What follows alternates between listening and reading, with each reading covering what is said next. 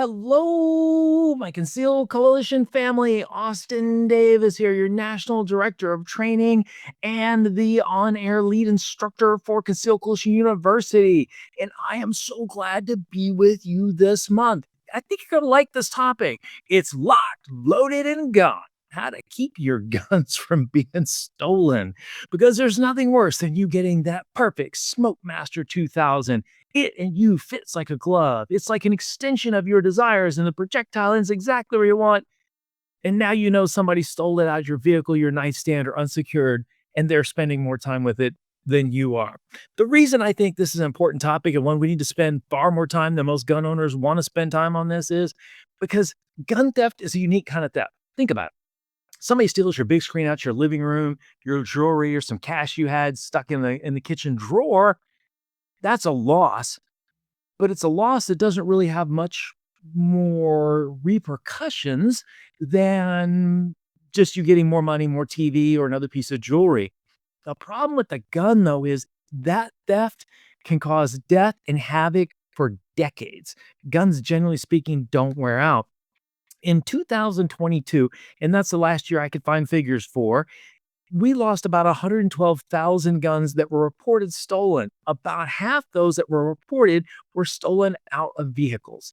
I would be willing to guess that it's at least 5x that number. And if you had a really accurate number that was 10x, that probably wouldn't surprise me either, especially when you consider how many people I know that have had firearms stolen out of their vehicle. It is so common that many times a year I get these calls. Austin, what is it, buddy? Hey man, I need to know a really good gun that doesn't cost a lot that I can keep in my car. And I was asking them, okay, what is the point? Because the mission drives a gear train. And they always say, well, when it gets stolen, I don't want to lose a whole lot. Well, your unsecured car is not a holster. So let's start thinking about gun theft is it's like any other crime, but with a lot more long-lasting repercussions. And let's start with the basics. When does crime happen? Crime happens when motive meets opportunity. And the problem is an unsecured gun is a lot of opportunity. So if you want to keep your guns and you want to make sure that they don't get stolen, we're going to break this down to 3 simple steps on how to secure your gun so you can be locked, loaded, and they will not be gone. Now, before we start, let's just get a couple things out the way. Number one, your gun in an unsecured vehicle is not secured. In the drawer in your nightstand is not secured. Hidden up in a closet is not secured. We need to think about a system. We're going to make it real simple. We're going to do a simple 3-step process. First step is I want you to gather all the guns you own that you need to secure. Now, for some of you, this is not going to be a problem. You reach in your waistband and pull out your Smokemaster 1000. For some of us, we've got to go dig through a lot of nooks and crannies in our house. So much so that a lot of people who are gun folks, and I don't know if any of you can relate to this, if we asked you right now, how many guns do you own? You'd probably go, this many. I go, is that all you own? You go, well, no, I also have that rifle I loaned to my brother and that other pistol that I keep. So a lot of them. So much so that I can't even have a bit about this. You ever watch the news and they talk about how they went into the criminal's house and they seized an arsenal of guns?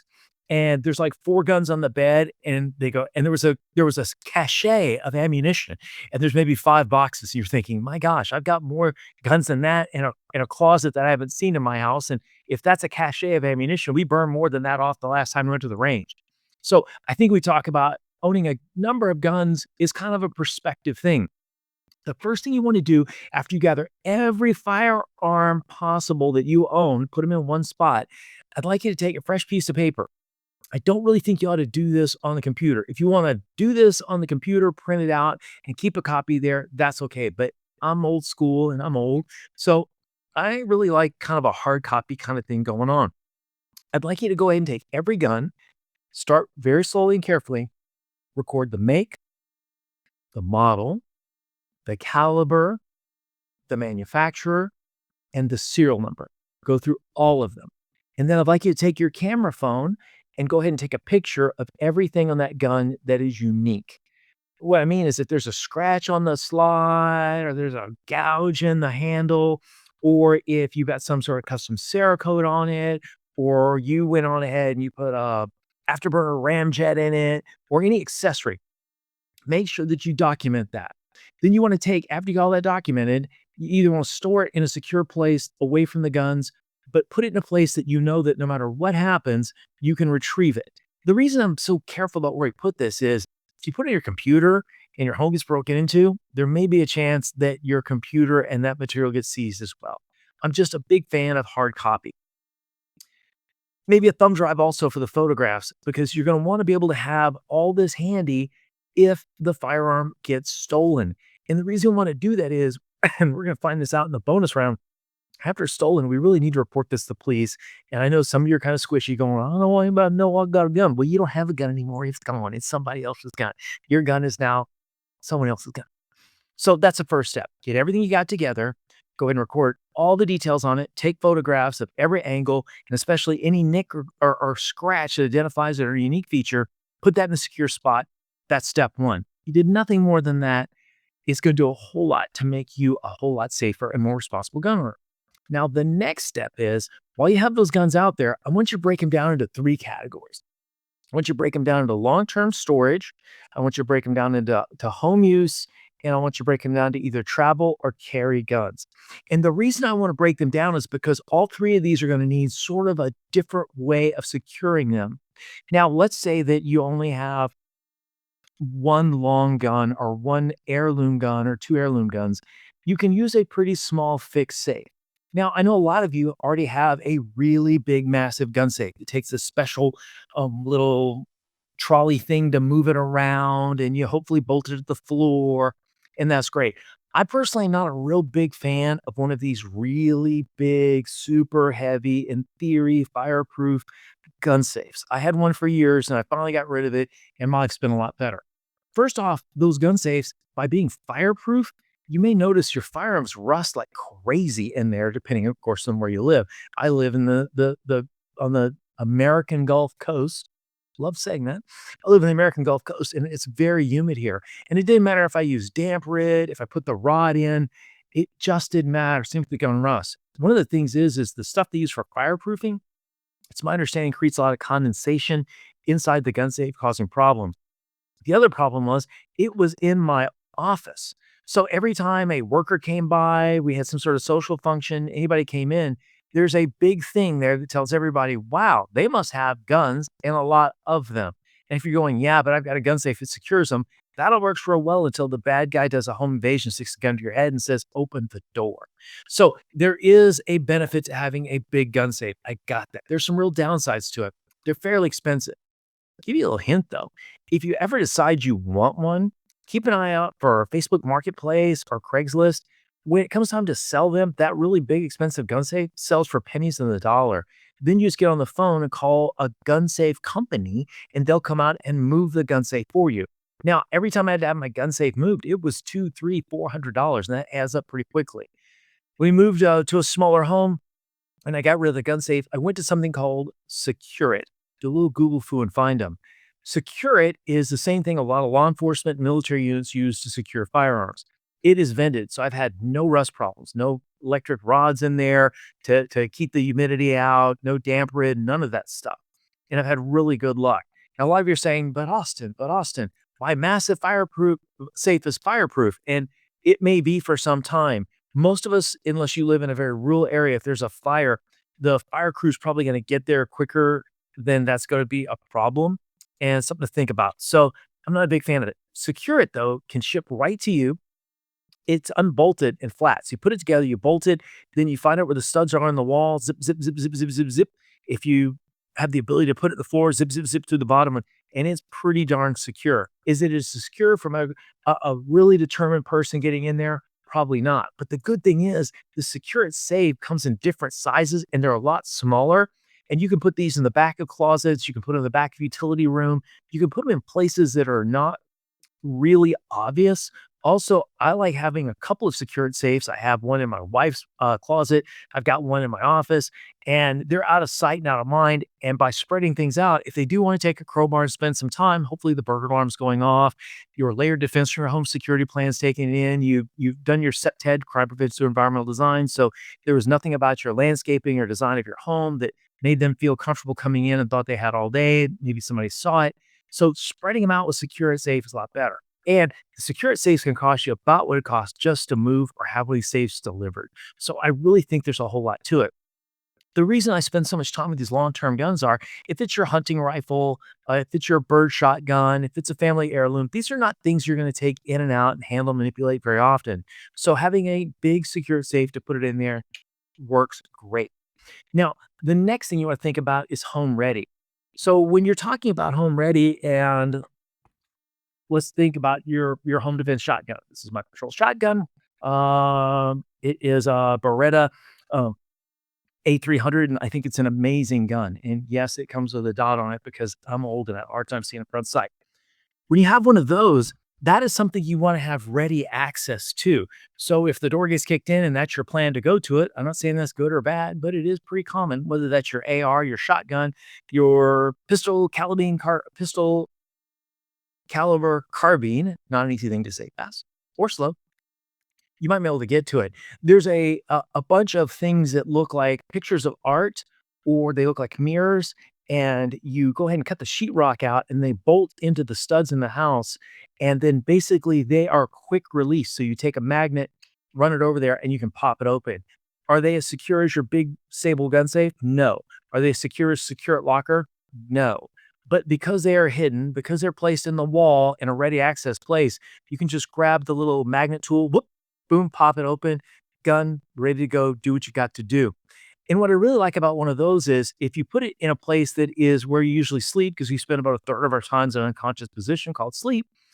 If you sleep with it next to your bed or wherever you put it, boom, it's right there. Middle of the night, boom, it's already in the place that you're waking up from conscious, having to get into action, go from sleep state to the highest cognitive load to try to deal with whatever you think is woke you up and caused you a sense of panic.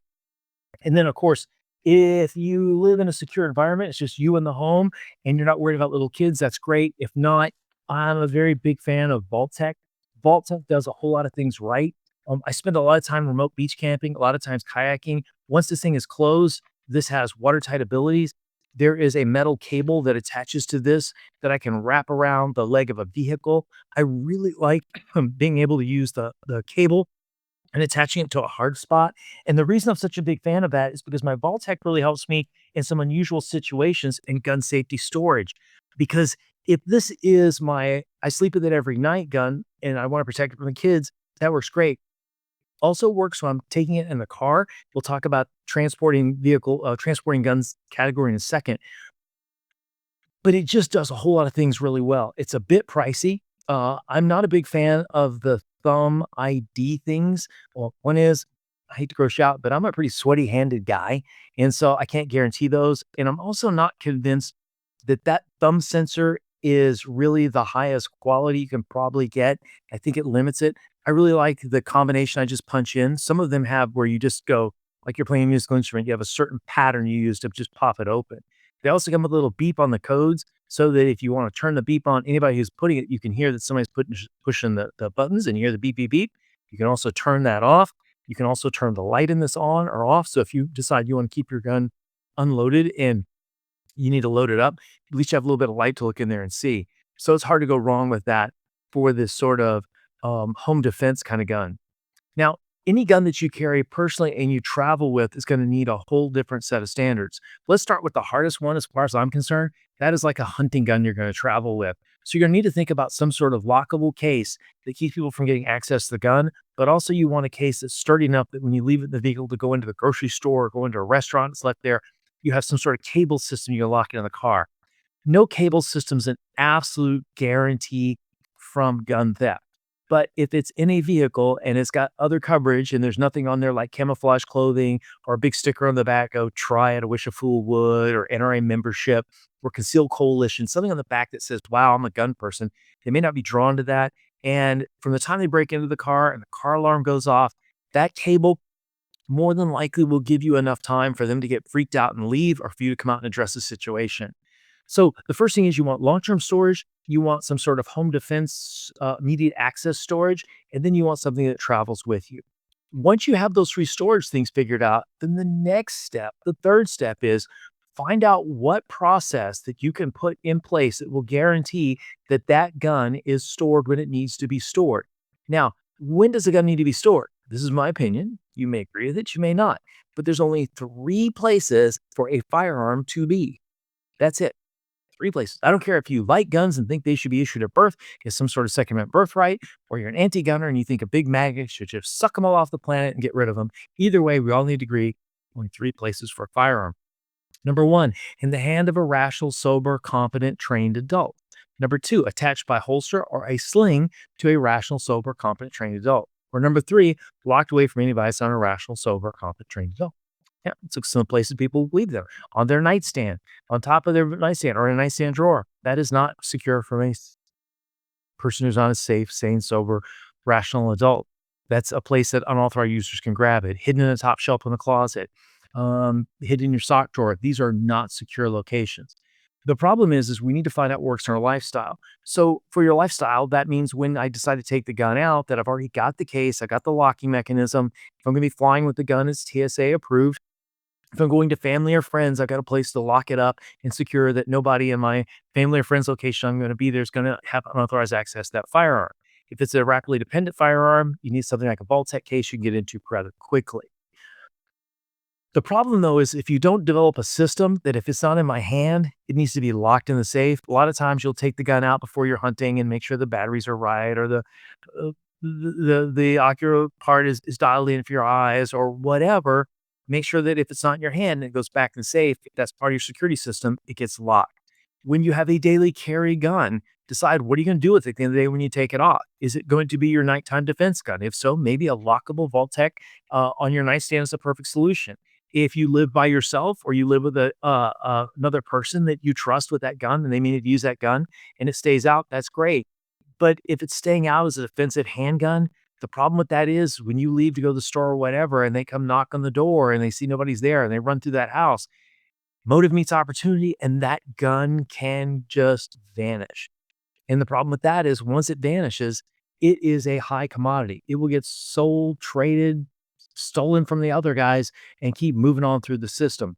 And that brings us to one final point about storage. If this storage system is something you need to depend on in an emergency, just the same way I need you to practice in the range, and I need you also to do realistic practice, realistic scenario-based training, we need to practice getting into that case in a hurry. And I find that a timer really puts the stress on people in not the same way, but very similar way that if you woke up or had to run in because the door was being kicked on, hopefully you watched your home defense situation. You have reinforced strike plates, you have 3-inch case hardened screws, you reinforced the hinges, you have substantial door between you and the thing that wants to hurt you and your people. But when you get there, we can't have time for you to start trying to think, oh gosh, what was the number or what was the code? Or if I screw up and I go so fast, I mess up how I can reset it quickly and get to it. That's a very perishable skill, so you want to practice it. The cool thing is if every day when you take off your carry gun, if you put it in that case, put it down, and you just go through the process of going ahead and plugging in the numbers, boop, every day you get one rep. Every morning when you get ready to put it on, bloop, bloop, bloop, you get another one. You just can't practice accessing that safe too much. And if you have one of those safes that's a mirror or a picture that you run the magnet to the select point that hooks the security feature on it, you may want to practice that as well. And then if you can get more than one of those little magnets and put it in one or more places so that if that one gets moved or you can't find it, you always know where a backup is. Now, the bonus rounds on how to be locked and loaded and not have your guns gone is you've recorded it, you've broken it down into long-term, home defense, immediate access, and carried and traveled with guns. Now, what's the third step? Now that you have all those numbers down, even if you have the best intentions, those guns can still get stolen. If you don't have all this information stolen and the police show up and they go, can you describe the gun? 9mm. Well, thank you very much. We're going to get an APB out there. We'll get everybody in the PD working to find it. That doesn't help us. If you say it's a 9mm Ruger, that's a little more helpful. If you say it's a 9mm Glock 19, even more helpful. If you say it's a 9mm Glock 19 and it's got a ramjet on afterburner compensator on it, and I've got some pictures here. It's got some slide wear on it from where I holster and unholster, and I dropped it once in a training class. There's a bunch of scars right near the mag well in the front. That helps get it back. You see, if we don't turn these things in as stolen, and a lot of people tell me, I don't want to be on a list, or what are the cops going to do? Well, the problem is if we don't report this thing and have accurate information to turn it in, there's a few problems. Number one, if that gun that is somehow registered or connected back to you or has your DNA or fingerprints on it somewhere, is used in the commission of a crime, you may get a knock on a door, a police officer coming and going, "Mr. Davis, do you own a Glock 19, 9 millimeter, serial number, blah, blah, blah?" I go, "Ah, yes, I do." "Well, it was just used in a drive-by shooting. It was just used in a drug deal gone bad. And there's 2 homicides. And why is your gun involved in a homicide?" If it's reported, you have documentation that helps. Another reason why that step number 3 is to make sure you report this gun stolen is because if somebody makes a traffic stop, police officer makes a traffic stop, and the process finds that gun, we call that number in. If you report it stolen, I get to wave bye-bye to the bad guy and your gun. They get to roll off. If you report it as stolen and it ever turns up, you may, that's a big word, that's a capital M, may get a call from LE to say, come pick up your gun, or find some arrangement to get your gun picked up. There is a chance you may get it back. And also, if you want to file an insurance claim, you're going to need that information anyways. If we put this all together, firearms ownership is our right. Responsible gun ownership is our responsibility. An unattended firearm is all kinds of open invitation to trouble. When we think about someone stealing our gun, we often think about somebody who looks like the Hamburglar with a little mask coming into your house. But, there's a lot of active shooters in this country that went and stole the firearm from their parents. There's a lot of people in this country that have mental illness that have access to guns that are unsecured that cause all kinds of problems. So, for you to secure the gun, it's not only about the gun not being stolen, it's about this gun not being taken by someone you know, love, or have familiarity with and injuring you or other people or them in removal of this. Responsible gun ownership means keeping track of it all the time. I like to think of gun ownership like owning a poisonous snake. If I raise poisonous snakes, and trust me, of all things I could do with my time, raising and touching and handling snakes is not going to be it. But if I did, I have a responsibility to make sure the cages are tight, that people don't walk in there and start playing with the snake. A firearm is the exact same thing. So, an unsecured firearm and stolen guns are a national problem. Um, we need to fix this with good storage. And if you break it down into all 3 and don't just try to find one solution for everything, because your daily carry gun may not work with the same pattern, safety pattern, and security pattern that your long-term guns work for. And your fixed home defense guns might need a whole different system. But if you go ahead and identify your guns, find good security, and develop a system that works every time. And when I say system, I mean a system that you consistently do, I think go a long way to making sure that you're locked and loaded and your gun's not gone. And never forget, be a guardian always and a warrior when needed.